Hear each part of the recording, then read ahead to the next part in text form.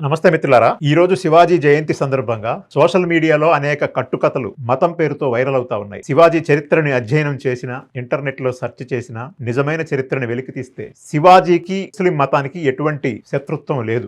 ఆయన యొక్క పరిపాలనలో, సైన్యంలో అన్నిటిలో కీలక స్థానాల్లో ముస్లింలు ఉన్నారు. శివాజీ సర్వ సైన్యాధ్యక్షుడు దౌలత్ ఖాన్, అలాగే దర్యా సింగ్ సారంగ్ నావికా దళాధిపతి, ఇబ్రహీం ఖాన్ ఫిరంగి దళ అశ్విక దళ అధిపతి, సిద్ధి హలాల్ అత్యంత విశ్వాసపాత్రుడైనటువంటి సాహసోపేతమైనటువంటి జనరల్, అతను పరాక్రమవంతుడనేటువంటిది రాసి ఉంది. అంతేకాదు ఆగ్రాలో చెరసాలలో బంధించినప్పుడు శివాజీని తన ప్రాణాలకు సైతం తెగించి కాపాడిన దాంట్లో కీలక పాత్ర పోషించిన వాడు మదారి మెహతర్, అతను ముస్లిం. శివాజీ సైన్యంలో 3 వంతులు ముస్లిం సైన్యమే ఉంది. చరిత్రకు మత కళ్ళద్దాలు పెడితే నమ్మడానికి ప్రజలు పిచ్చోళ్లు కాదు, అందరూ ఇప్పుడు చరిత్రని చెక్ చేస్తున్నారు. ఈ దేశ ప్రజల్లో మత విద్వేషాలు నింపాలని ప్రయత్నిస్తున్నటువంటి, వక్రీకరణ చేసేటువంటి వాళ్ళని మనం అర్థం చేసుకోవాలి. ఎందుకు వాళ్ళు ఈ రకంగా మతాల మధ్య చిచ్చు పెట్టడానికి చరిత్రను వక్రీకరిస్తున్నారో మనం తెలుసుకోవాలి.